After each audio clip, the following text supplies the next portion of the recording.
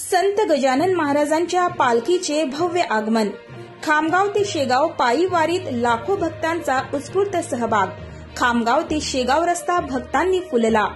खामगाव पंकज ताठे संत गजानन महाराज यांच्या पालखी सोहळ्याच्या निमित्ताने खामगाव ते शेगाव दरम्यान पायी वारीत लाखो भाविकांनी सहभाग घेतल्याने संपूर्ण मार्ग भक्तिमय आणि पवित्र वातावरणाने भरून गेला होता। खामगाव शहरातून निघालेली पालखी आज सकाळी संतनगरी शेगावात अत्यंत मंगल वातावरणात पोहोचली।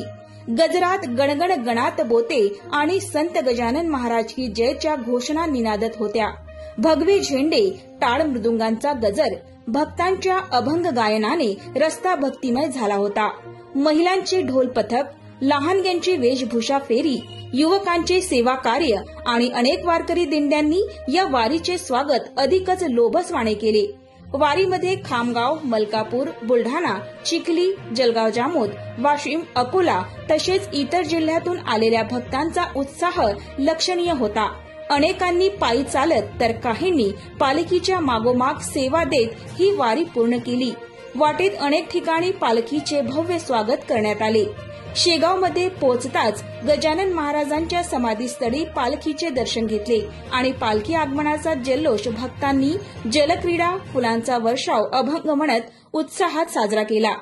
पोलीस प्रशासन, पालखी सोहळा समिती आणि सेवाभावी संस्था यांच्या उत्कृष्ट व्यवस्थापनामुळे संपूर्ण वारी निर्विघ्न पार पडली।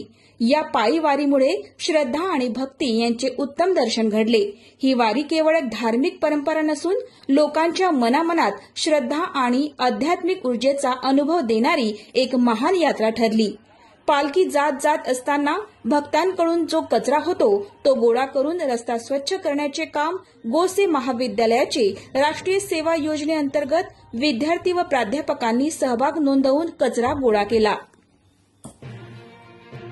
आज गजानन महाराजांची पालखी इथून जात आहे।